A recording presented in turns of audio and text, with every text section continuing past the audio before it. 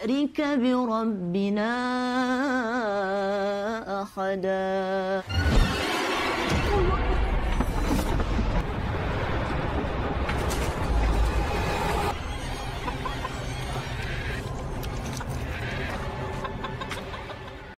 আসসালামু আলাইকুম। আজকে আমি আপনাদের নিয়ে যাচ্ছি ইন্দোনেশিয়ার এক রহস্যময় মসজিদের কাছে। একটি মসজিদ যেখানে গত 15 বছর ধরে শোনা যায়নি কোনো আজানের শব্দ, হয়নি একটিও নামাজ। আর ভয়ের ব্যাপার হচ্ছে, যদি কেউ সেখানে ইবাদতের চেষ্টা করে তাহলে নাকি শয়তান নিজেই তাকে বাধা দেয়, তার জীবন পড়ে যায় হুমকির মুখে। কখনো কখনো এমনও হয়েছে কেউ মারা গেছে রহস্যজনকভাবে সেই মসজিদে। কিন্তু কেন? এই মসজিদের সাথে জড়িয়ে আছে সে জায়গার মালিক ও তার পরিবারের এক ভয়ঙ্কর পরিণতি। অন্ধকারের এক ছায়া যেন গ্রাস করেছিল পুরো পরিবারকে, আর একে একে সবাইকে ভয়াবহভাবে মরতে হয়েছে। এইসবের পিছনে লুকিয়ে আছে এক অভিশপ্ত ইতিহাস। কি সেই ইতিহাস? কিভাবে এই মসজিদ হলো অভিশপ্ত? সব জানতে হলে আপনাকে দেখতে হবে আজকের এই ভিডিওটা। গল্পের শুরুতেই আমরা একটা পুরানো বাড়ি দেখতে পাই, যেখানে একজন বৃদ্ধ লোককে দেখা যায়, যিনি অজু করে ফজরের নামাজ আদায় করছেন। পাশের রুমে রয়েছেন একজন বৃদ্ধা মহিলা, তিনি আমিরুল্লাহর স্ত্রী। কিন্তু দুঃখজনকভাবে তিনি প্যারালাইজড, নড়াচড়া করতে পারেন না। হঠাৎ করে সেই ঘরের জানলা দিয়ে প্রবল এক বাতাস ঢুকতে শুরু করে। যদিও মহিলা নড়তে পারেন না, কিন্তু তারপরেও তার মুখে এক অজানা ভয়ঙ্কর ছাপ দেখা যায়। সকালবেলা মসজিদের পাশে বসে আমিরুল্লাহ তসবিহ পড়ছেন। সেখানে উপস্থিত হয় তার ছেলে হামজা, যে তার সঙ্গে দেখা করতে এসেছে। আমিরুল্লাহ এলাকার একজন প্রভাবশালী ও সম্মানিত ব্যক্তি। হামজার পাশাপাশি তার আরও 2 ভাই রয়েছে, একজনের নাম আরমান এবং অন্যজনের নাম নাটা। হামজার সঙ্গে কথা বলার সময় আমিরুল্লাহ তাকে বলেন, মৃত্যুর আগে তিনি মসজিদের জায়গা সহ আরও কিছু জায়গা ওয়াকফ করে দিতে চান, অর্থাৎ আল্লাহর রাস্তায় দান করে যেতে চান। আর তিনি চান তার মৃত্যুর পর হামজা যেন মসজিদের সবকিছু দেখাশোনা করে। হামজা তখন তার বাবাকে কথা দেয় সে অবশ্যই এই ওসিয়ত পালন করার চেষ্টা করবে। এদিকে আমিরুল্লাহর দ্বিতীয় ছেলে নাটার স্ত্রী এবং তার মেয়ে ডেলিয়া মিলে নাটার মার কাপড় পাল্টে দিচ্ছিল। কিন্তু তাদের মধ্যে, বিশেষ করে নাটার স্ত্রীর মুখে বিরক্তির ছাপ স্পষ্ট বোঝা যায়, যেন এই দায়িত্ব তার জন্য খুবই যন্ত্রণাদায়ক। নাটা তার স্ত্রী, মেয়ে ও মাকে নিয়ে আলাদা একটি বাড়িতে থাকে। অন্যদিকে আমিরুল্লাহ তার বড় ছেলে হামজা এবং তার পরিবারকে নিয়ে একসঙ্গে বসবাস করেন। রাতের বেলা নাটা যখন বাড়ি ফিরে তখন তার স্ত্রী তাকে অনেক কথা শোনায়, কারণ নাটা এখন পর্যন্ত কোনো কাজ করে না। ফলে তাদের সংসারে অভাব অনটন লেগেই আছে। সে কোনো কাজও খোঁজে না, যে কারণে তার স্ত্রী তাকে অনেক অপমান করে আর তাকে অনেক টাকা এনে দিতে বলে। পরের দিন সকালে নাটা তার বড় ভাই হামজার কাছে যায়। সে হামজাকে বলে, আমি আমার পরিবার নিয়ে আর চলতে পারছি না, আমাকে কিছু টাকা ধার দাও, আমি পরে তোমাকে পরিশোধ করে দিব। কিন্তু হামজা জানতো নাটা এসব টাকা কোনোদিনও শোধ করতে পারবে না, কারণ সে তো কোনো কাজ করে না, তাহলে তার টাকা সে কিভাবে শোধ করবে। তবুও ভাই বিপদে আছে ভেবে সে নাটাকে কিছু টাকা দিয়ে দেয়। এইদিকে দেখা যায় আমিরুল্লাহ ইতিমধ্যে মসজিদের জন্য কিছু জমি দান করার সিদ্ধান্ত নিয়েছেন এবং সেই জমির কাগজপত্র প্রস্তুত করছেন। তিনি যখন সেগুলো ড্রয়ারে রাখতে যান তখন হঠাৎ করে একটি ফ্রেম, যেটিতে তার এবং তার স্ত্রীর ছবি ছিল, মাটির উপরে সেটা ভেঙে যায়। হয়তো এটা কোনো অশুভ ইঙ্গিত ছিল। তো যাই হোক, নাটা ভাইয়ের কাছ থেকে আনা সেই টাকা তার স্ত্রীকে দেয়। কিন্তু তার স্ত্রী এতে একেবারেই খুশি না। সে বলে এই টাকায় তার কিছুই হবে না, তার আরও অনেক টাকা দরকার। যদিও এই টাকা দিয়ে অনেকদিন তাদের সংসার ভালোভাবে চলতে পারত। এদিকে হামজা আরেকজন বৃদ্ধ লোকের সঙ্গে একসাথে খাওয়া দাওয়া করছিল। এই বৃদ্ধ লোকটি খুব গরিব, তার থাকার কোনো জায়গা ছিল না। তাই আমিরুল্লাহ তাকে মসজিদের খাদেম হিসাবে নিযুক্ত করেছেন এবং থাকার জায়গাও দিয়েছেন। এরপর আমিরুল্লাহর ছোট ছেলে আরমান নাটার বাড়িতে আসে তার সঙ্গে দেখা করার জন্য। কিন্তু ঘর থেকে বেরিয়ে আসে নাটার স্ত্রী। সে বলে, তোমার ভাই তো এখন ঘুমাচ্ছে। এরপর সে আরমানকে বসতে বলে, কিন্তু আরমান জানায় সে এখন বসতে পারবে না, কারণ তাকে ওয়াকফের জমি নিয়ে কিছু জরুরি কাজ করতে হবে। তার বাবা আমিরুল্লাহ তাকে এই দায়িত্বটা দিয়েছেন। এসব বলেই সে সেখান থেকে চলে যায়। এই বিষয়টা নাটার স্ত্রীর একদম ভালো লাগেনি। তাই তার শয়তানি চোখ গিয়ে পড়ে সেই ওয়াকফ করা জমির ওপর। সে নানাভাবে নাটাকে চাপ দিতে শুরু করে। সে বলে, সেই জমির উপর আমাদের অধিকার আছে, আমরা তো জীবনে কিছুই পাইনি, আমরা এখনো গরিব, অথচ সেই জায়গা যাবে দানে, এটা হতে পারে না। নাটা এমনিতেই জীবনে কিছু করতে পারেনি, তার উপর তার স্ত্রী বকাঝকা থেকে সে স্বস্তিও পায় না। তাই শেষ পর্যন্ত স্ত্রীর কথায় সে রাজি হয়ে যায়। এর পরের দিন নাটা মসজিদের খাদেমের কাছে এসব কথা তোলে। সে বলে, এই জমি আমার পাওয়ার কথা, একে ওয়াকফে দেওয়ার কোনো দরকার নেই। কিন্তু খাদেম কোনো কিছুই বলে না। সে চুপচাপ শুধু কথা শুনে যায়। এরপর নাটা ও তার স্ত্রী মিলে এক কবিরাজের কাছে যায়। তাদের একটাই উদ্দেশ্য, যেভাবেই হোক সেই জমি তাদেরকে পেতেই হবে। তারা কবিরাজকে সব খুলে বলে। তারা চায় তাদের বাবা মা সহ পুরো পরিবারকে কালো জাদুর মাধ্যমে একদম মেরে ফেলতে, যাতে করে কেউ আর সেই সম্পত্তির দাবিদার না থাকে, শুধু তারাই যেন থেকে যায়। তখন কবিরাজ জানায় এটা করা সম্ভব, তবে তার জন্য বড় অঙ্কের টাকা লাগবে। নাটার কাছে তেমন টাকা ছিল না, তার কাছে শুধু হামজার দেওয়া কিছু টাকা ছিল, সেটাই সে কবিরাজকে দিয়ে দেয়। একবার ভাবুন, যে ভাই বিপদের সময় টাকা দিল খেয়ে পরে বেঁচে থাকার জন্য, তাকে এখন তারা মেরে ফেলতে এসেছে। লোভ মানুষকে কতটা নিচে নামিয়ে দেয়। শুধু তাই নয়, নিজের স্ত্রীর কথায় সে নিজেই নিজের পরিবারে ক্ষতি চাইছে, তাদেরকে মেরে ফেলতে চাইছে। তো যাই হোক, কবিরাজ টাকাগুলো নিলেও সে তাতে সন্তুষ্ট ছিল না। সে আরো টাকা দাবি করে, তাই তার স্ত্রীর গহনা কবিরাজকে দিতে বাধ্য হয়। কবিরাজ সেটা পেয়ে অনেক খুশি হয়ে যায় আর তার কাজ শুরু করে দেয়। তখন কবিরাজ তার সহকারীকে ডাক দেয় এবং সেই সহকারী একটি মুরগি এনে সেই মুরগির মাথা মুখ দিয়ে ছিঁড়ে ফেলে এবং সেটা থেকে একটা বাটিতে রক্ত সংগ্রহ করে কবিরাজকে দেয়। কবিরাজ সেই রক্তগুলো একটা মানুষের মাথার খুলির উপর ঢালতে থাকে আর সাদা কাফনের কাপড়ের অংশ নিয়ে সেখানে নাটার পুরো পরিবারের নাম লিখে, অর্থাৎ যাদেরকে তারা কালো জাদু করতে চাইছে। কবিরাজ নাটাকে বলে, এখানে যাদের নাম লেখা রয়েছে তাদের মাথার চুল আর ছবি এনে দিতে হবে। আর মুরগির রক্ত দিয়ে লেখা কাফনের কাপড়ে মোড়ানো সেই জিনিসটা আমিরুল্লাহ বাড়ির সামনে পুঁতে রাখতে বলে নাটাকে। তো এরপর তারা দুইজন স্বামী স্ত্রী সেই রাতেই লুকিয়ে আমিরুল্লাহর বাড়ির সামনে যায় আর সেই জিনিসটা বাড়ির আঙ্গিনায় পুঁতে দেয়। আর এটা করার সাথে সাথেই আমিরুল্লাহর পরিবারের সব সদস্যের সাথে খারাপ কিছু ঘটতে থাকে, এমনকি তারা ভয়ানক স্বপ্ন দেখতে থাকে। হামজার স্ত্রী কোনো এক কারণে বাইরে গেলে তার মনে হয় তার পিছনে কিছু একটা রয়েছে। সে কোনো রকমের সাহায্য চাওয়ার জন্য আরমানের ঘরের কাছে যায়, তাকে দরজা খুলতে বলে, কিন্তু সে দরজা খুলছিল না। তখন সে পিছনে ফিরে দেখতে পায় ধোয়ার মতো একটা অবয়ব তার পিছনে দাঁড়িয়ে আছে। সে চিৎকার করতেই আরমান দরজা খুলে দেয়। সে ভয়ে ঘরের ভিতর চলে যায়, কিন্তু একটু পর সেখানে কেউ ছিল না। কালো জাদুর প্রভাব ধীরে ধীরে শুরু হয়ে গিয়েছে। এটা খুব তাড়াতাড়ি বুঝতে পারছিল না তার স্ত্রী, কারণ সে যখন তার শাশুড়িকে স্যুপ খাওয়াচ্ছিল তখন হঠাৎ সে দেখতে পায় সেখানে স্যুপের পরিবর্তে রক্ত রয়েছে। যদিও এটা দেখে সে ভয় পেয়েছে, কিন্তু সে বুঝতে পেরেছে যে কালো জাদু কাজ করা শুরু করে দিয়েছে। তখন সেখানে নাটা আসে আর তার অসুস্থ মা সেখানে কিছু একটা দেখে ঘন্টা নাড়াচ্ছিল, কিন্তু তারা সেখানে কাউকে দেখতে পায় না। তো সেই দিন রাতে নাটা আবারও সেই কবিরাজের কাছে যায় এবং সেখানে গিয়ে সে আমিরুল্লাহর পরিবারের ছবি আর চুল সংগ্রহ করে কবিরাজকে দেয়। কবিরাজ তখন তাকে বলে, আজকে কালো জাদুর দ্বিতীয় ধাপ শুরু হবে এবং এটা করলে আগামী 4 দিনের মধ্যে তোমার সম্পূর্ণ পরিবার শেষ হয়ে যাবে। এটা বলে সে কালো জাদু করতে শুরু করে। এরপর ছবিগুলোর পিছনে রক্ত দিয়ে কিছু মন্ত্র লিখতে থাকে এবং একটি পাত্রের মধ্যে কালো জাদুর জিনিসগুলো রেখে সেটাকে নাটাকে দেয়। সে যেন সেই ওয়াকফকৃত অর্থাৎ দান করে দেওয়া জমিতে সেটা গিয়ে পুঁতে আসে এবং সে সেই রাতে সেটাই করে। নাটা ওয়াকফের জমিতে গিয়ে সেটা পুঁতে দেয় আর এদিকে সেই কবিরাজ তার সহকারীকে নিয়ে কবরস্থানে চলে আসে। কিছুদিন আগে কবর দেওয়া হয়েছে এমন একটা লাশ। কবর খুঁড়ে সেটা বের করে কালো জাদু করা শুরু করে। আমিরুল্লাহ পরিবারের চুল নিয়ে একটা কাগজের মধ্যে রেখে সেটা আবার সেই কবর থেকে তুলে আনা লাশের হাড়ের সাথে সেই লাশের পেটে থাকা বের করা নাড়ি ভুঁড়ি দিয়ে পেঁচিয়ে মন্ত্র পড়তে শুরু করে। তো কিছুক্ষণ পরেই হাড়টা হঠাৎ ভেঙে যায় আর তখনই কোনো ভয়ানক আওয়াজ আসতে শুরু করে। আর আনজার জিন যে চলে এসেছে সেই পরিবারকে ধ্বংস করতে সে তার জানান দেয়। অন্যদিকে দেখা যায় মসজিদে আজান হওয়ার পরও আজকে কেন যেন কোনো মুসল্লি আসছিল না। যেহেতু নামাজ আদায় করতেই হবে তাই একা গিয়ে নামাজ পড়তে শুরু করে হামজা। নামাজ পড়ার সময় তার মনে হচ্ছিল তার পিছনে অনেক মানুষ একসাথে নামাজ পড়ছে। এতে সে প্রচন্ড ভয় পেয়ে যায়। তো সে কোনো রকম নামাজ শেষ করে পেছনে তাকায়, কিন্তু সেখানে সে ছাড়া আর কেউ ছিল না। কিন্তু সমস্যাটা তখন ঘটে যখন সে মসজিদ থেকে বের হয়। দেখতে পায় সেখানে লাশ রাখার খাটিয়া অদ্ভুতভাবে নাড়াচাড়া করছে এবং সেটা হঠাৎ করে তার দিকে উড়ে আসতে থাকে, যেটা দেখে সে সেখান থেকে দৌড়ে বাড়িতে চলে যায় আর ঘরের মধ্যে এসে এক গ্লাস পানি পান করে। সে প্রচন্ড ভয় পেয়ে আছে। তো এরপর তার স্ত্রী এসে তাকে জিজ্ঞেস করে তার কি হয়েছে, কিন্তু সে কিছুই বলে না। অন্যদিকে নিজের ঘরে নামাজ পড়ছিল আমিরুল্লাহ আর তার ঘরের সামনে আমরা একটা ছায়ামূর্তিকে লক্ষ্য করি। সে যখন সালাম ফিরিয়ে নামাজ শেষ করে তখনই উপর থেকে একটা মৃত কাক তার সামনে এসে পড়ে, যেটা দেখে আমিরুল্লাহ প্রচন্ড ভয় পেয়ে যায়। আর তখন সেই ঘরে আনজার জিন প্রবেশ করে। সে দেখতে পাচ্ছিল সেটা ধীরে ধীরে তার দিকে এগিয়ে আসছে আর জিনটা তার শরীরের ভেতর ঢুকে তার এক চোখ তুলে ফেলে আর ভেতর থেকে তাকে একদম মেরে ফেলে।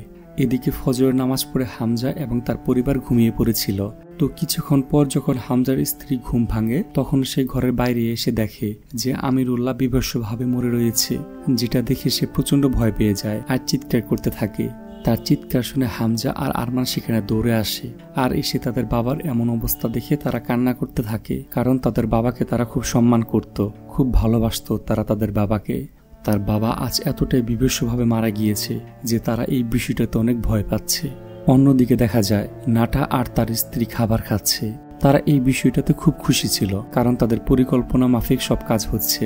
এদিকে হামজা আর আরমান তারা মানসিকভাবে খুব বিপর্যয় হয়ে পড়েছে। আর এই ঘটনার কিছুদিন পর থেকে হামজার সাথে ভয়ঙ্কর সব ঘটনা ঘটতে শুরু করে।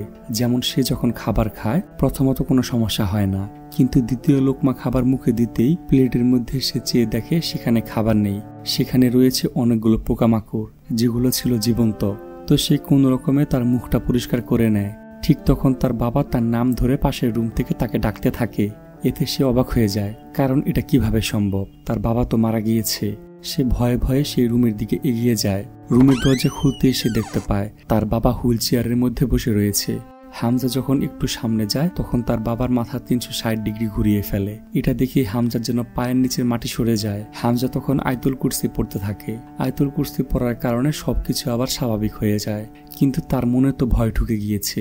সে দৌড়ে মেন গেটের কাছে যায় বাইরে যাওয়ার জন্য, কিন্তু দরজাটা তখন একা একাই লক হয়ে যায়। তখন সেখানে তার বাবার রূপে আবারও সেই জিনটা হাজির হয় আর বলে, আমি তোমাকেও আমার সাথে নিয়ে যেতে এসেছি। কিন্তু হামজা বলে, তুমি আমার বাবা নও, এখান থেকে চলে যাও তুমি। কিন্তু সেটা কোনোভাবে সেখান থেকে যাচ্ছিল না। তো এমন সময় সেখানে হামজার স্ত্রী চলে আসে, আর সাথে সাথেই পরিস্থিতিটা একদম স্বাভাবিক হয়ে যায়। মনে হচ্ছে একটু আগে এখানে কিছুই ঘটেনি। এর পরের দিন ভোরবেলা হামজার স্ত্রী ঘুম থেকে উঠে কাপড় ধোয়ার জন্য ওয়াশরুমে যায়। সে ওয়াশরুমে যাওয়ার আগে রান্নাঘরে পানি গরম করতে দিয়েছিল। এদিকে ঘুমিয়ে থাকা হামজাকে সেই ভয়ানক জিন বশ করে ফেলে। সে নিজের অজান্তে রান্নাঘরের দিকে হাঁটতে শুরু করে এবং সেখানে গিয়ে ফুটন্ত গরম পানির পাতিলটা হাতে নেয়। সেই মুহূর্তে সেখানে চলে আসে তার স্ত্রী, কিন্তু ততক্ষণে অনেক দেরি হয়ে গিয়েছে। সে ফুটন্ত পানি তার শরীরের উপর ঢেলে দেয়, আর এতে করে হামজার বিভৎসভাবে মৃত্যু হয়। তার স্ত্রী তাকিয়ে থাকা ছাড়া আর কোনো উপায় ছিল না। 2 দিনে পরিবারের 2 সদস্যকে হারিয়ে হামজার স্ত্রী আর তার ভাই আরমান মানসিকভাবে ভেঙে পড়েছে। আরমান সেখানে বলে, বাবা আর ভাইয়ের মৃত্যুটা একদম স্বাভাবিক ছিল না। সেখানে হামজার স্ত্রী বলে, আমাদের কেউ কি সাহায্য করতে পারবে? আমার মনে হয় আমাদের উপর কারো নজর পড়েছে। আরমান সেখানে জানায়, আমাদের উপর থেকে বিপদ ছড়াতে হলে আমাদের ধর্মীয় শিক্ষক আবুয়া হুজুরের কাছে আশ্রয় নিতে হবে। একমাত্র তিনিই পারবে আমাদেরকে এই বিপদ থেকে রক্ষা করতে। তো এরপর আরমান আর হামজার স্ত্রী আর তার ছেলে ফারহান সেই হুজুরের কাছে সাহায্য চাওয়ার জন্য রওনা দেয়। তো সেখানে যাওয়ার পর তারা ফারহানকে হুজুরের কাছে রেখে দেয়। সেই হুজুর তাদেরকে আশ্বস্ত করে বলে যে সে তাদেরকে সাহায্য করবে। তারা তখন সেখানে হুজুরের কাছে ফারহান আর ফারহানের দাদা লিখে যাওয়া ওয়াকাফের সেই দলিলটা রেখে দেয়, আর তারা বাড়িতে ফিরে কিছু জিনিসপত্র সেখান থেকে নিয়ে আসার জন্য। কিন্তু তারা একটু পরেই একেবারে না ফেরা দেশে চলে যায়, মানে আনজার জিন তাদের উপর আক্রমণ করে তাদেরকে মেরে ফেলে। এরপর ঘটনার 15 বছর কেটে যায়।